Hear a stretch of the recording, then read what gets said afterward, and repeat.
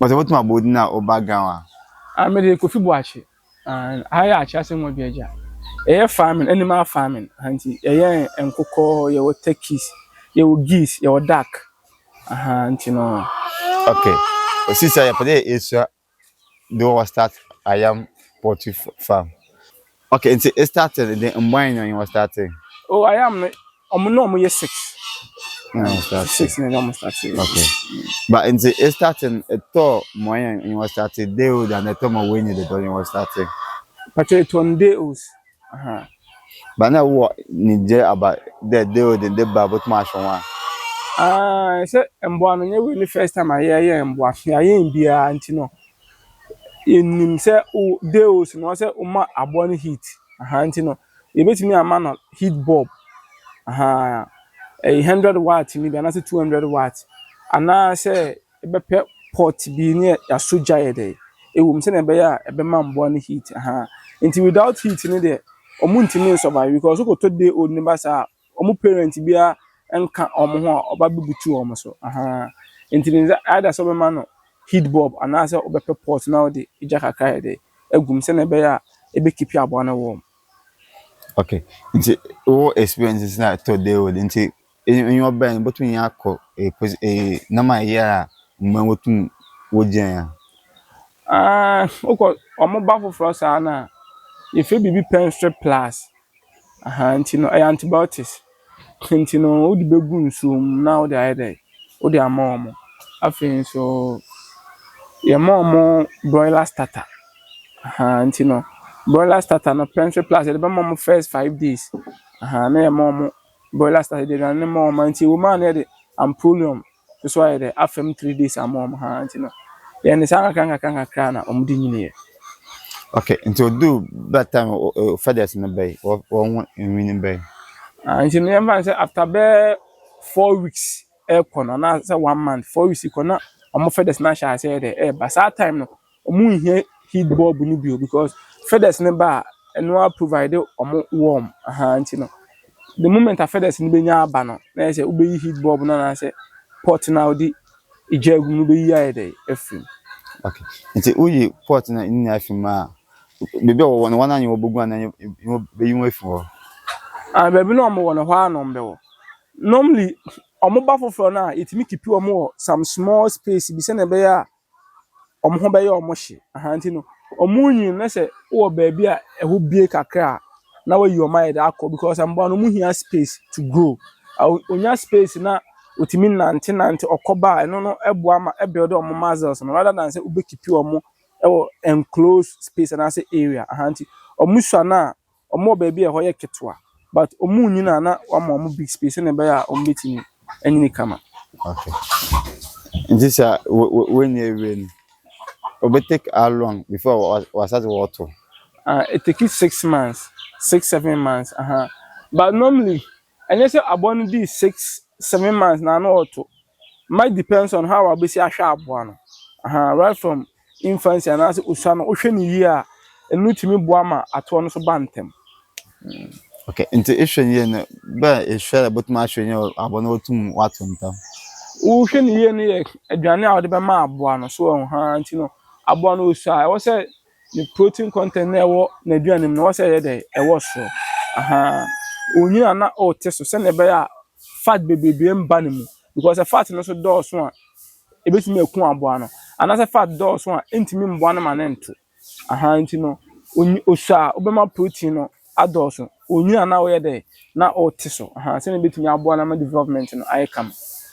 okay nti o focus ni mo o focus there egg no be fertile na o focus there what on egg no goten egg no your main focus ne say emboa no be doso nti no egg no your male no female say egg no ye fertile no bi ba na op egg ni ya ke beto ama no say o ha che so no bi ba na op de o ni say beto ama no. okay so was that what for how long for how many weeks omato no de unti omoto te say de ye local birds ne to na otoa na abreki so nti obetimi ato be 20 na wa breaki na after some months no na wasa sha ato na se. Okay. Nti auto we a o prefer the nansa badodo and other mama incubator. The thing say aboa na da so a wa ono abrudi a ebe che ansa na wasa sha ase ato. Nti no so sa pesa aboa na sa eto ntem bi ma ode a ode mama incubator ana ase sa o aboa foforo bi a betim de amano ama na hwane se na be aboa na mesa etimi ato ntem bi ma yede ama. Nti the 3 steps ake na mo na about command am obi o pede starting. Also go ha or yeah for commercial use or yes emboa no be doors one as obeton ententem. And obu so how dey ginani nti depend on the how nipa no esi eyin aboa na say the person dey aboa na dey ye. For instance, me am person me ton ma manfo nti me ma aboa na an hache because o hache be chance na asa asha dey ato. Nti no me dey ma incubator and as me aboa fufuro bi a me local bed bi ho no obe ko abua metim na ma no ama wo hwane. Normally say na ya. Okay. Nti ba medication edema on. Medication dey e wo ma pen strip no antibiotics no ya dey more 5 days. 5 days no na ya more nsu ayede ato aso 2 days. Ni more vitamins. Say man say bo e wo ma bo a month na ya dey no ya more sa antibiotics no. O man ya dey am problem so aso ayede amom. Say man say ya na monthly basis. Okay. But nti one when na other person who living in Ghana very different so.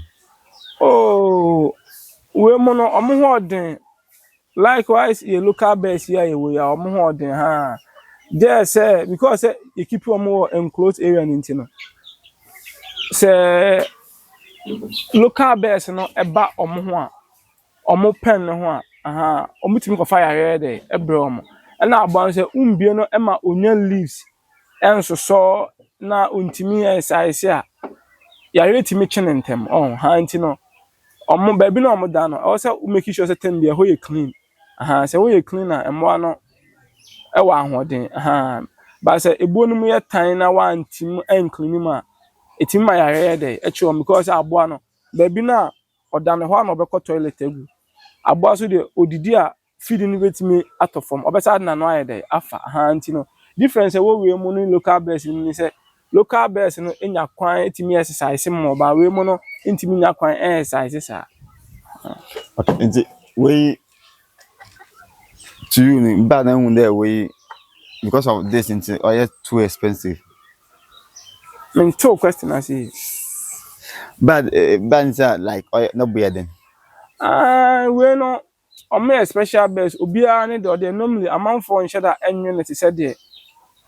Yeah, we local base because of more price no. Na obiara or ade or there omun question say obu or ade or the be ya me hu ade kra or the ade na there ekwa akoye na omu meet me so omo say e wo yare a etimi sa omo x no yare a etimi dey etimi sa no ntina ma na expensive no Just said neg no dey number be apart from one na we na then omo ne ma omo dey omo dey but we both ato ware we betimi atar but because of the price because we betimi ato ba ko be 3,000 onyina ntino on say this e bia nipa no ya recommend am say bia onwe na ebia ensolve ni issue and the problem in there e man yes ipa do say na beto aboa 3,000 say already wouldn't be baby or two more osa like maybe what's there no minim eno dey minim omo no beto ni ni ma de krom de kokoye. Okay. Well, a better me veterinary officer ebem.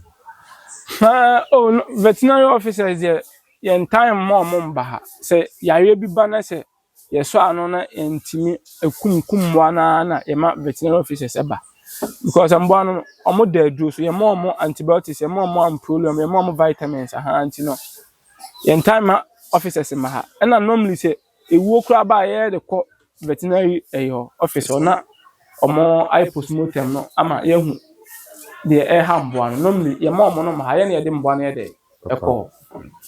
Okay. Into what my board price and egg and prices and no winning so I send a day with the so I send prices. They would know air 400 cedis. Aha. And omu sometimes no me go say 2 months e be 1,000 and I say 1,005. Omu growth no so e decide abobo ha o 2 months but na or smallish. Abobo also o 2 months but na ni mu na ere apija hanti normally size na amount for tired editor. But they wouldn't there 400. And I hope matured ones are you bet him the amount be 4,000, 5,000, 6,000 depending on how abuano ekese ere isitie. Wow. The amount to me is covered. Oh, when after ya sha say omo anya nto ekra nti no we mu ne de ayam ne de ye nhye da nton bi nti afi na but omo anyinyi na enche bi omo timi asha ase ali nti no. Okay. For this period of time and experience in but advise what to them will be up on start. Oh, obi person was start here say na me sha ase kan no. Say oni much experience there on pe abona ni mu when be 1 month 2 months and be bo nipa na ha because your quarter to mo buy bebrebe na wi ansa na ba be cast say enye ye hye we na no busa say e de say na sha na ka say a6 ya ngoto 6 bebrebe na ye de ewi but 6 na survive ye ha anti no se nipa ni much experience e wo mboa ye ma me advice na say ongoto dey wood be ha no anti onyo after be 1 month and say 2 months eno de obetimi ahwe wo mo by then na oma grow feathers ni ade betimi keep wo mo wo. Okay. So what if on our location?